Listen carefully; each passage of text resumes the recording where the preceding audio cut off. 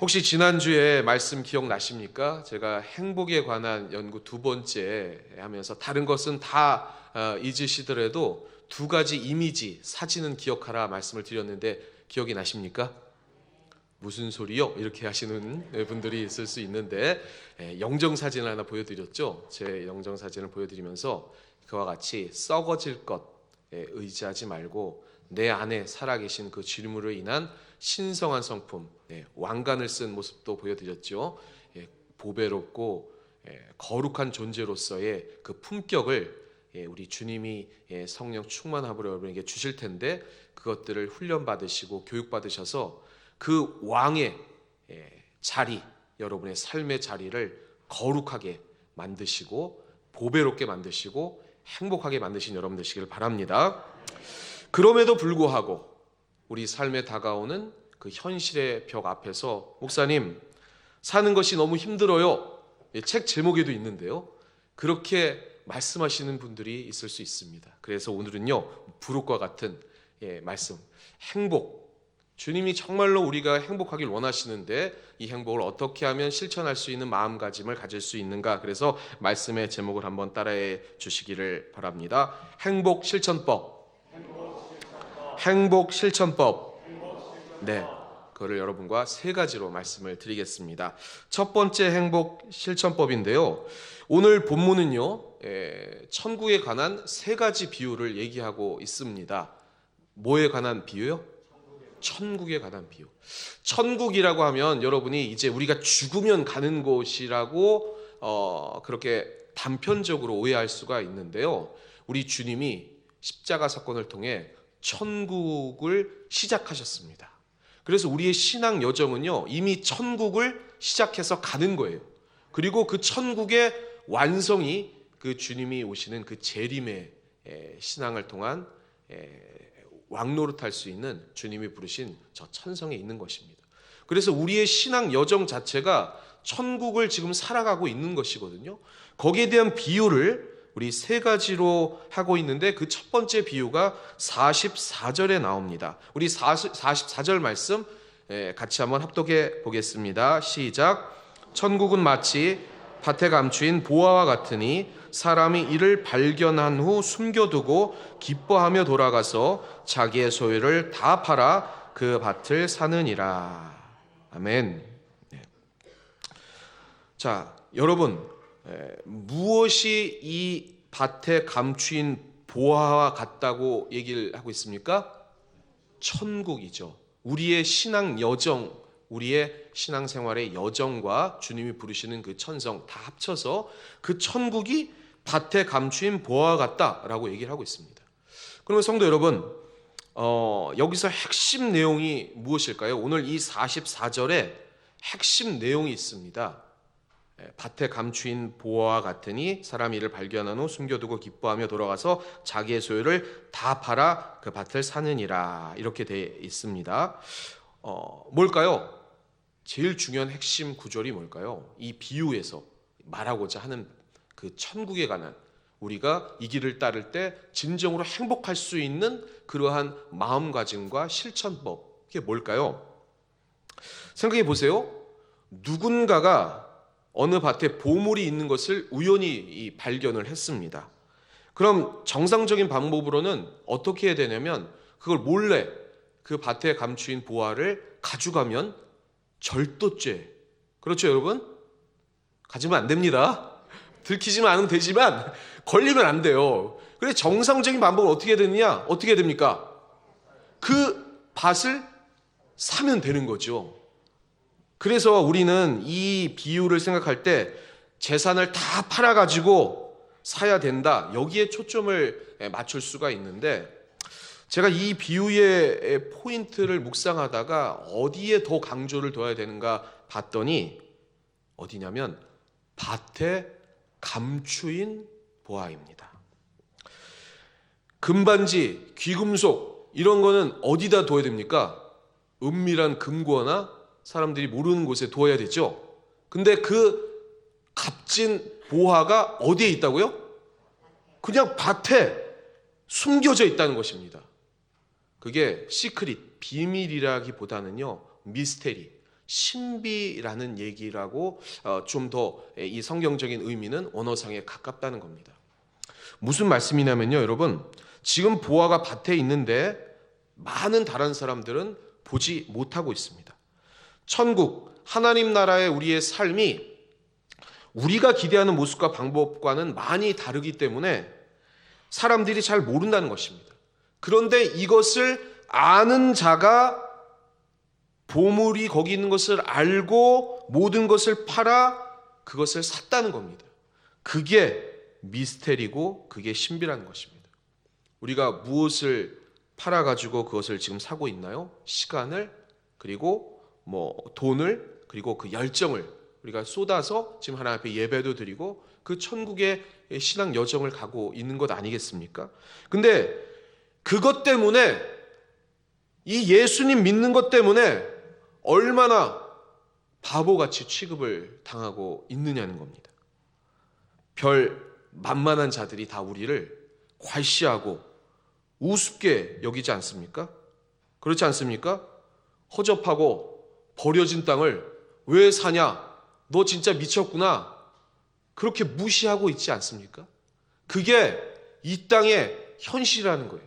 우리가 주일날, 죄송합니다만은 제가 어디서 들은 얘기인데요, 자고 있지 않고, 죄송합니다, 제가 아주 강하게 얘기한 거예요. 여기 와 있는 것을 세상 사람들이 보면, 그리고 거기다가 돈을 어디서 받는 것도 아니고 돈을 던져가면서 드리면서 여기에 와 있는 거예요. 쉬지 않고. 세상 사람들이 얼마나 우리를 우습게 여기고 괄시하고 무시합니까? 그런데 여러분, 이게 얼마나 웃긴 일입니까? 그것을 아는 사람에게는 이 어마어마한 보화가 땅에 숨겨진 것을 아는 사람에게는 정말 우스운 얘기라는 거예요. 그렇기 때문에 여러분, 우리가 진정 기억해야 할 행복한 우리 신앙 여정의 길, 기억해야 할 단 하나의 사실이 있습니다. 이 하나님 나라는 누구나 볼 수 없다는 것입니다. 감추어져 있다는 것입니다. 보지 못하는 자들이 우리를 괄시하고 무시하지, 이것을 진정 깨달은 사람은 기쁨이요 행복이 될 수 있다는 것입니다. 그래서 여러분, 한번 따라해 주시기 바랍니다. 감추어진 것을 보자. 다시 한 번만 큰 목소리로 해주시기 바랍니다. 감추어진 것을 보자. 네, 그것입니다, 여러분. 하나님이 빛을 만드신다는 얘기는 시간을 만드시고 거기에 종속된 장소를 만드셨습니다. 그런데 여러분, 우리가 영의 동물이기 때문에 우리가 영혼이 있는 것도 알고, 제가 지난번에도 말씀드리지 않습니까? 우리를 무시하는 사람도 정말 진솔하게 죽으면 끝날 것 같습니까? 물어보면 아닐 것 같다고 다들 얘기합니다. 그건 뭐냐면 우리 안에 심겨져 있다는 거예요. 주님이. 시간인 것도 마찬가지입니다. 우리가 시간 때문에 종속해서 이 장소에 발을 딛고 살기 때문에 현실적인 그러한 육체의 눈을 가지고 있지만, 시간이 만들어졌다는 것을 우리가 알기 때문에 시간이 없는 것도 있다는 거예요. 시간에 종속되지 않은 하나님의 영의 역사와 그 세계가 반드시 있습니다, 여러분. 여러분들 생각해 보세요. 시간이 있는데, 우리는 시간에 종속되어 살아가는데 시간이 없는 세계가 있다니까요. 그걸 믿으시기 바랍니다.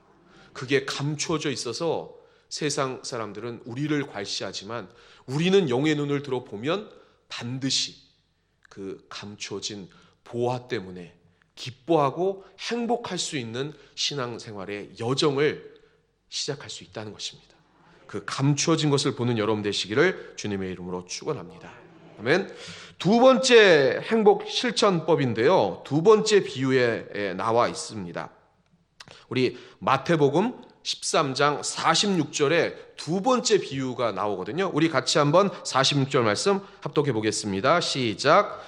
극히 값진 진주 하나를 발견하매 가서 자기의 소유를 다 팔아 그 진주를 사느니라. 아멘. 첫 번째 비유와 비슷한 것 같지만 여기는 약간 결이 다른데요. 하나님 나라는 소유를 다 팔아야 비로소 살 수 있는 그러한 가치며 그러한 길이라는 뜻입니다. 성경은 이 문제에 있어서요, 나보다, 우리 주님보다 자식이나 부모나 아내나 남편을 더 사랑해도 안 된다, 이렇게까지 얘기를 하셨어요. 그리고 이것은 심각한 영적인 싸움이기 때문에 쟁기를 잡고 뒤를 돌아보면 안 된다라고 주님께서 강력하게 말씀하셨어요. 그만큼 이 가치가 정말로 중요하다는 거예요. 여러분들에게는 정말로 중요하다는 것입니다. 그런데 여기서 우리가 놓치고 있는 게 있습니다. 하나님, 신앙생활하는 게 되게 힘들어요. 사회에서도 일해야 되죠. 교회에서도 봉사해야 되죠.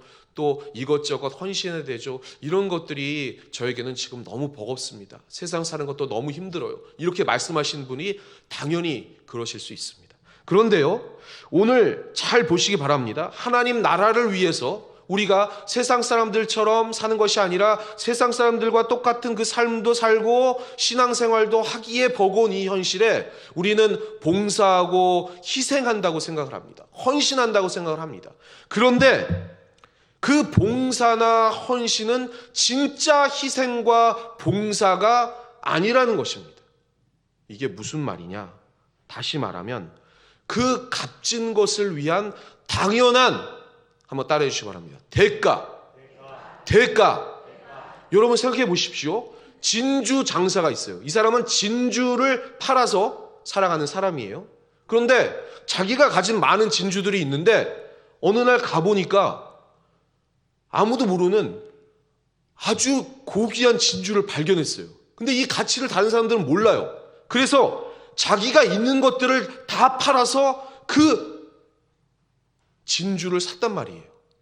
그런데 그럼 여러분 생각해 보세요. 자기가 가지고 있는, 예를 들면 100만 원, 500만 원짜리 그 진주가 있는데 이건 1억짜리 진주예요. 근데 1억짜리인지 모르고 1000만 원에 나왔어요. 이것만 어느 정도 팔고 약간 대출만 하면 이걸 살 수 있어요. 그럼 여러분 기쁘게 사시겠습니까? 아니면 이거 500만 원짜리 아까운데 이거 팔까 말까 고민하겠습니까?